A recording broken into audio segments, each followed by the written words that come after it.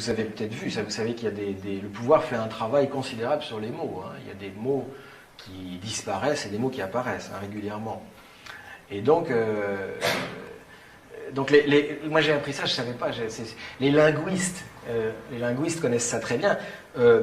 On pense avec les mots. Hein. C'est pas le contraire. C'est pas je pense une réalité sociale et je fabrique des mots. Ça marche pas comme ça. C'est il y a des mots et avec ces mots, je peux penser une réalité sociale. Alors évidemment, quand on m'enlève des mots et qu'on m'en met d'autres à la place, on ne pense pas de la même manière la réalité sociale. Je vais prendre un exemple parce que je sens que je parle chinois. Pour ceux qui sont assez vieux dans la salle, ceux qui ont connu la guerre de 68, à l'époque, il y avait un penseur qui s'appelait Marcuse. Marcuse qui nous avait prévenu. Il avait dit attention mes petits amis, nous sommes en train de vivre en ce moment, en 68 dans le monde, hein, c'est pas seulement en France, la toute dernière critique efficace du capitalisme parce qu'on est en train de nous changer les mots et on est en train de nous enlever des concepts qui permettent de penser négativement le capitalisme et de nous donner à la place des concepts opérationnels, c'est-à-dire qui ne servent pas à penser mais seulement à agir et qui le désignent d'une façon strictement positive. Je prends un exemple parce que je vous sens perplexe. Dans ces années-là, les pauvres, encore un mot en train de disparaître, je trouve ça très bien, il y a de moins en moins de pauvres. Donc dans ces années-là, les pauvres, quand on était travailleur social, voyez, éducateur, on les appelait des exploités.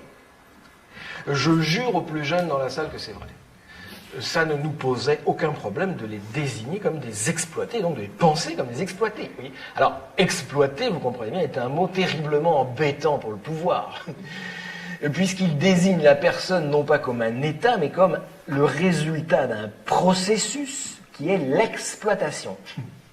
Alors évidemment, quand vous dites de quelqu'un que c'est un exploité, tout de suite, vous cherchez qui l'exploite. Comment quelqu'un exploite ce type? Où il est que je lui pète la gueule? Alors, le pouvoir nous a fait comprendre, c'est fait très subtilement. Ah, non? C'est un message, c'est un SMS peut-être. Le pouvoir nous fait comprendre que ça serait bien désormais d'appeler ces gens-là plutôt des défavorisés. Bon, alors, regardez bien, c'est très très rigolo. C'est le même mec. Dans la même situation, hein. Mais alors dans un cas, il a été exploité par quelqu'un, dans l'autre, il n'a pas eu de bol.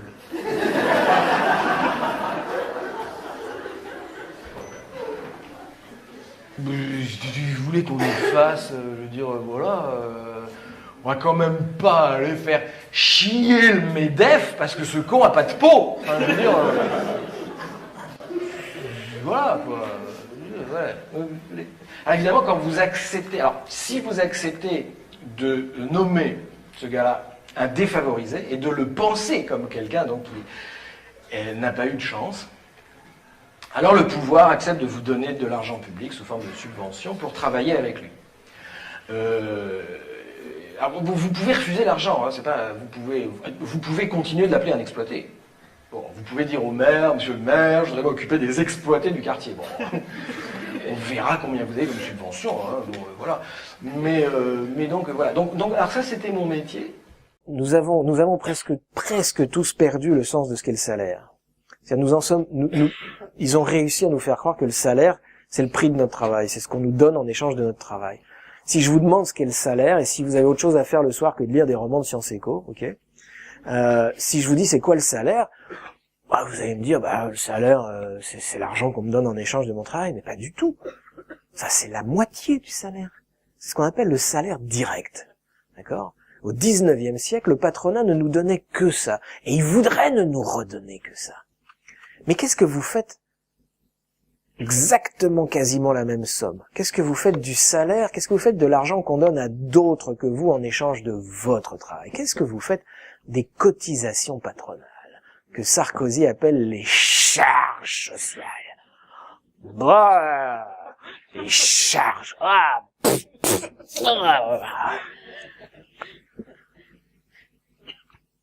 La totalité des hôpitaux en France, la totalité du personnel hospitalier est payée et prise sur les cotisations patronales, la cotisation maladie. Qu'est-ce que vous faites de l'assurance maladie, l'assurance chômage, l'assurance vieillesse, c'est-à-dire du salaire qui est maintenu pour des gens qui ne travaillent plus, soit parce qu'ils sont vieux, soit parce qu'ils sont malades, soit parce qu'ils sont au chômage. D'accord? Et donc, ici je peux le dire parce que je suis plutôt lâche comme mec et là je suis loin, donc il faut être con comme un marin pêcheur du Guilvinec pour applaudir quand Sarkozy déboule et leur enlève des charges sociales. Les mecs croient que c'est une victoire.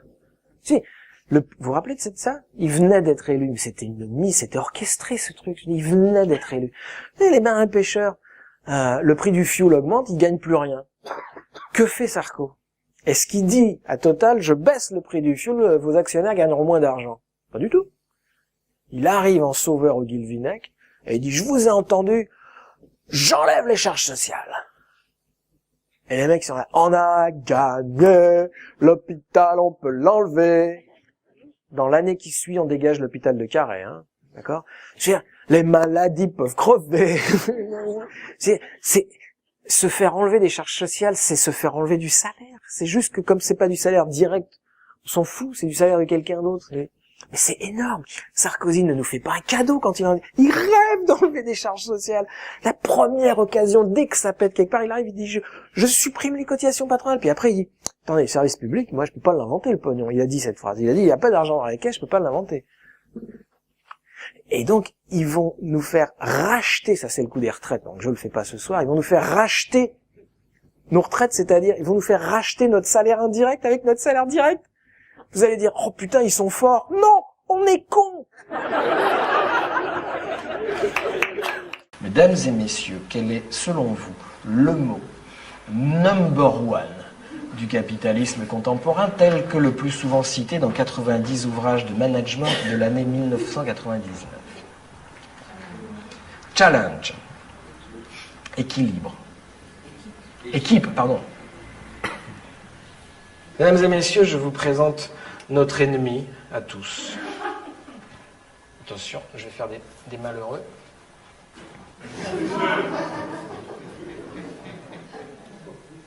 Eh oui.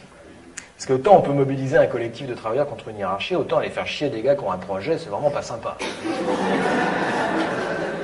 Il se trouve que c'est le même projet que celui du patron, tant mieux, ça prouve qu'il y a du lien social dans l'entreprise.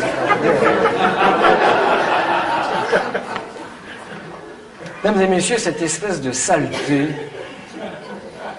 est tellement positive, qu'il a envahi notre façon de penser à un point que nous ne pourrions probablement plus penser en dehors de cette catégorie-là aujourd'hui. En 20 ans à peine, en une génération, ce mot qui était à peu près inexistant du discours public est devenu le mot numéro 1 du capitalisme. Nous pensons que des jeunes doivent faire des projets. Nous disons de certains jeunes, ils n'ont pas de projet. Et nous pensons que les vieux doivent faire des projets, les pauvres doivent faire des projets. Parfois, leur aide sociale est conditionnée à un projet. Nous pensons que les gens qui ont le plus de mal à se projeter dans l'avenir doivent faire des projets. Les seuls à qui on ne demande pas de projet sont les riches. Hein, vous avez peut-être remarqué. Nous pensons que nous devons avoir un projet de vie. Manifestement, vivre ne suffit plus. Il nous faut maintenant transformer notre vie en un processus productif permanent. Hein.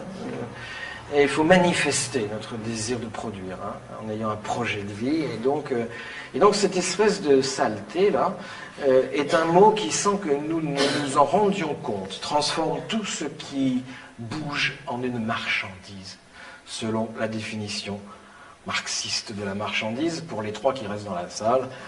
Marchandise est un bien ou un service réalisé dans des conditions professionnelles qui testent sa pertinence sur un marché avec un bien ou un autre service équivalent. Et donc, mesdames et messieurs, quand il y a une vingtaine d'années, un éducateur travaillait avec des jeunes, il travaillait dans le moyen, voire le long terme, il travaillait sur 8 ans, sur 9 ans, sur 10 ans pour changer les mentalités. Aujourd'hui, il monte un projet avec des jeunes. Ce projet va durer 1 an. Ce projet a un début, mais surtout, il a une fin. Ce projet n'est pas fini, qu'on est déjà en train de préparer le projet suivant. Ce projet sera évalué positivement, même s'il a complètement raté. Nous n'avons plus le droit à l'échec, sans quoi nous n'avons pas la subvention. Quand on n'a plus le droit à l'échec, c'est le fascisme. Ce projet va entrer en concurrence avec tout un tas d'autres projets sur le marché de la subvention. Je pense que ce mot veut dire en réalité produit. Et que ce truc-là transforme ce qui jusqu'à maintenant n'était pas une marchandise, de l'amour, de la santé, de la culture, de l'éducation, transforme ça en marchandise. Et donc le fruit est mûr pour être cueilli par le privé. Mesdames et messieurs, il va falloir se débarrasser de ce truc-là. Mais ça va pas être facile. Parce qu'il va falloir le faire. Il va falloir le faire. Il va falloir le faire ensemble, oui. Non, vous comprenez bien, vous êtes tout seul, vous n'avez aucune chance. Alors moi, je vous suggère que vous tous ici, sur, je sais pas moi, dans le 10e arrondissement, vous fassiez savoir au pouvoir financeur que plus jamais vous ne déposerez de projet, mais que vous voulez quand même l'argent. Et que vous êtes prêt à expliquer pourquoi. Et que vous en avez marre de faire la démonstration de votre utilité sociale tous les ans, ça suffit, d'accord, etc., etc.